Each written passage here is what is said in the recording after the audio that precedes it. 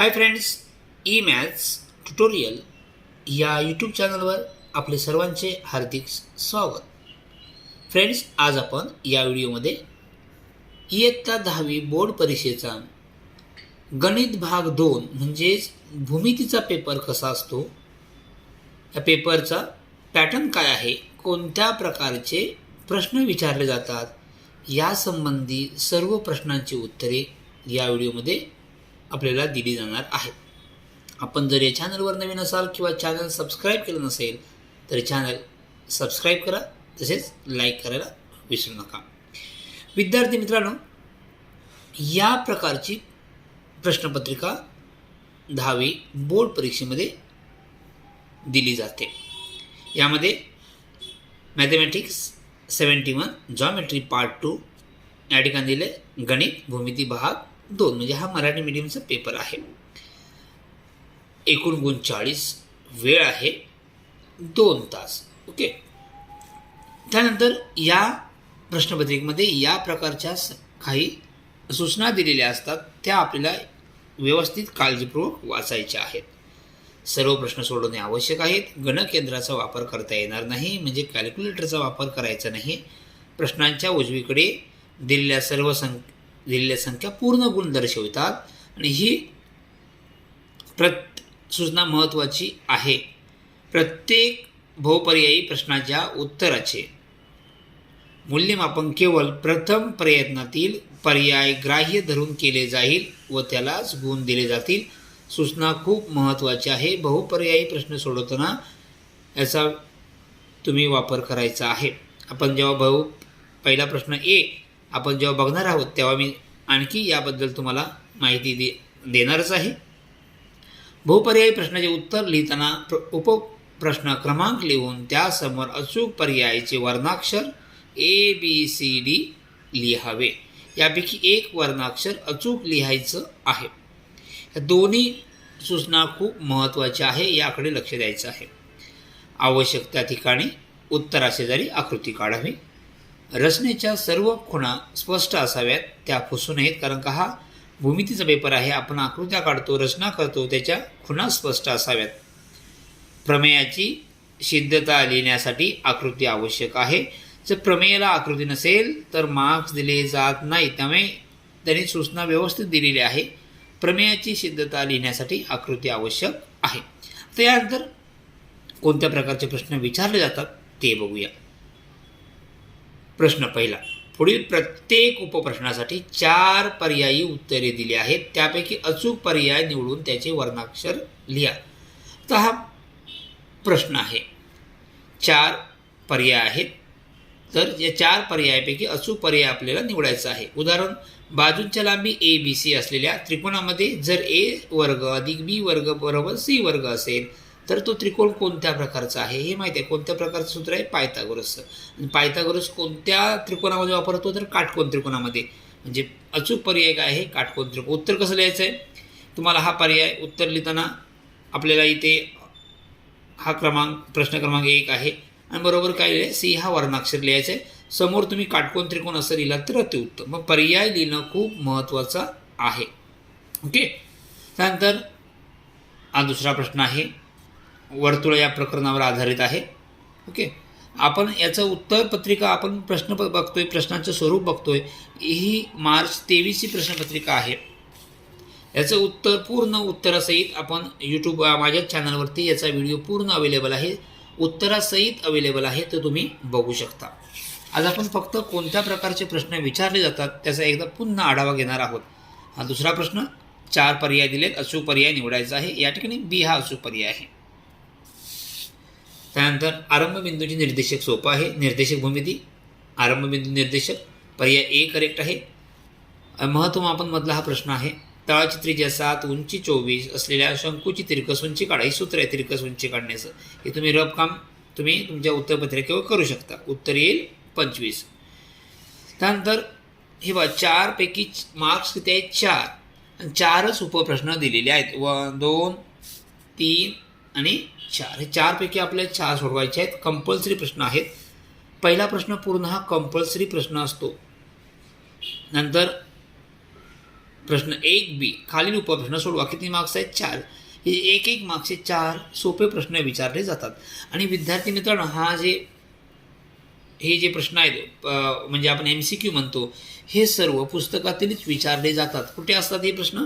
तर प्रत्येक प्रकरणाच्या शेवटला सराव संच संपले की जे प्रश्नसंच असतो, त्या प्रश्नसंचामधला जर पहिला प्रश्न व्यवस्थित केलात तर हे पहिले 4 पैकी 4 MCQचे मार्क्स तुम्हाला सहज मिळतील. ओके. त्यानंतर 1B समरूपतामध्ये प्रश्न आहे. AB छेद PQ काढा. त्याचं वर्गमूळ 4 छेद किती ना 5 उत्तर येईल. ओके, सोपं सोडून बघू शकता. त्यानंतर RS काढा. या ठिकाणी आपण 30-60-90चं प्रमेय वापरून तुम्ही हे उत्तर काढू शकता. एका वर्तुळाची त्रिज्या 5 आहे, तर त्या वर्तुळातील सर्वात मोठ्या जीवेची लांबी किती? सोपं उत्तर आहे. आपल्याला माहिती आहे सर्वात मोठी जीवा म्हणजेच व्यास होय. व्यास त्रिज्या किती? 5. मग व्यास किती? व्यास हा त्रिज्येच्या दुप्पट असतो, म्हणजे व्यास किती आहे? 10. त्यानंतर या ठिकाणी O आणि P या दोन बिंदूतील अंतर काढा. अंतराचे सूत्र वापरा. अंतराचे सूत्र वापरून हे तुम्ही उत्तर काढू शकता.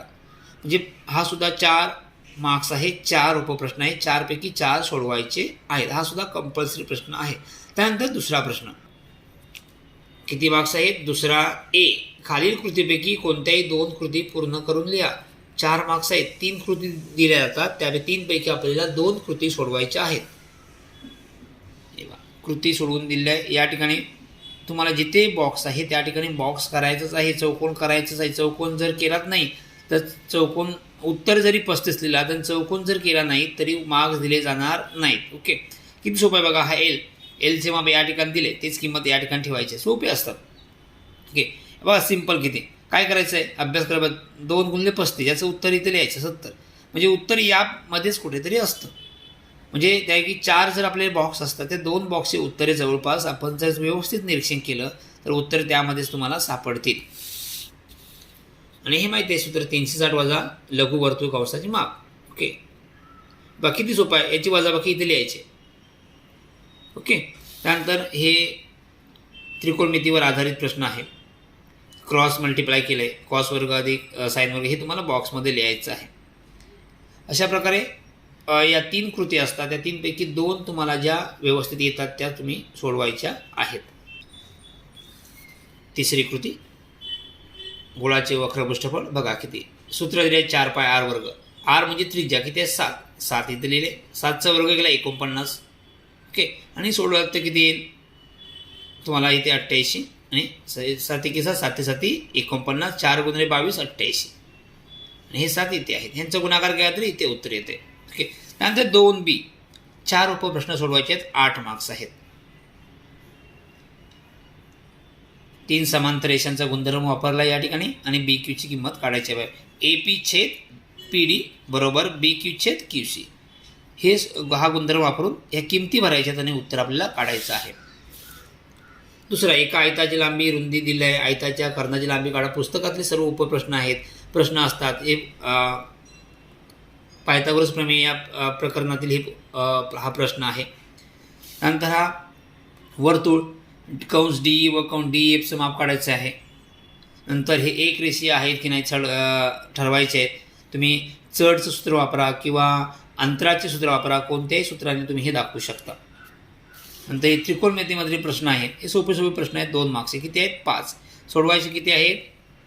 4. ओके, त्यानंतर या तिसऱ्या प्रश्नामध्ये तिसरा अ हा 3 मार्क्स आहे. ओके, 2 कृती असतात, त्यापैकी 1 कृती आपल्याला सोडवायची आहे. हे बा मध्यगा कोण दुभाजकाचं सूत्र वापरलं या ठिकाणी. सोपं असतं. पुस्तकातीलच प्रश्न हा सुद्धा आहे. हे सर्व पुस्तकातीलच आहेत. हे मध्यबिंदू सूत्र माहिती आहे. x1 अधिक x2 छेद 2 y1 अधिक y2 छेद 2. किमती दिल्या आहेत. x1 हा x1 दिल्या पाहिजे. x1 y1 काय आहे? x2 y2 सर्व किमती यामध्ये दिल्या आहेत. बघून लिहायचं. x1 किती आहे? x1 वजा 4 आहे. y1 किती आहे? 2 आहे.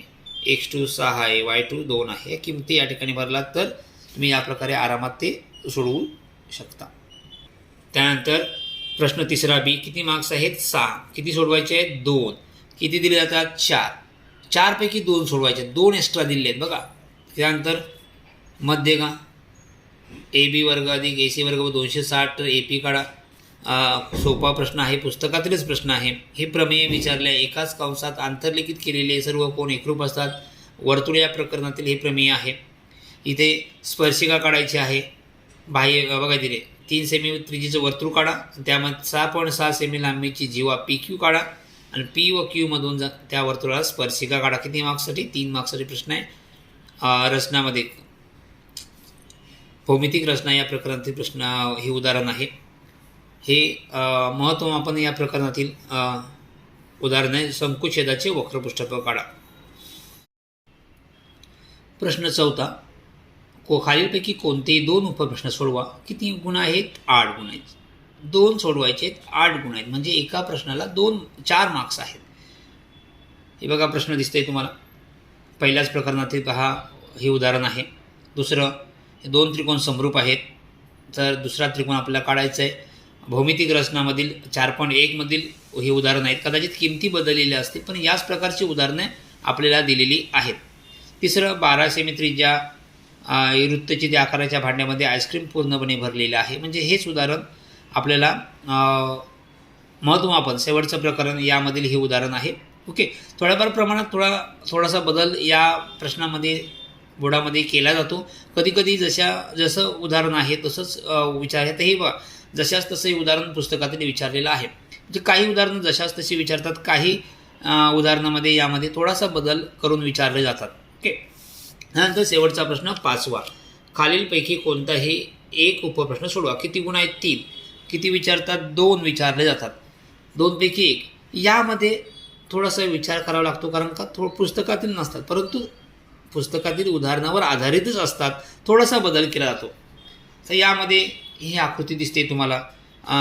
काय करायचं? AM हा AM बरोबर 1/2 त्रिकोण ABC हे सिद्ध करायचं आहे. थोडा जरी विचार केला तरी या प्रकारचं उदाहरण तुम्ही सोडवू शकता.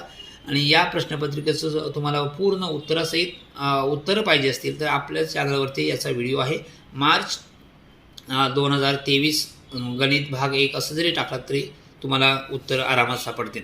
निरसन करा या प्रकारचं उदाहरण पुस्तकात सोडवून दिलेलं आहे. ते तुम्ही बघू शकता. प्रश्नसंचमध्ये नाहीत, परंतु हे उदाहरण पुस्तकात सोडवून दिलेलं आहे. एकदा त्रिकोणमितीमध्ये तुम्ही बघू शकता. अशा प्रकारे ही प्रश्नपत्रिका आपल्याला विचारली जाते. तुम्ही व्यवस्थित टेन्शन न घेता सोडवला तर आरामात चांगले गुण तुम्हाला मिळतील. न घाबरता व्यवस्थित लिहायचं आहे. थँक्यू.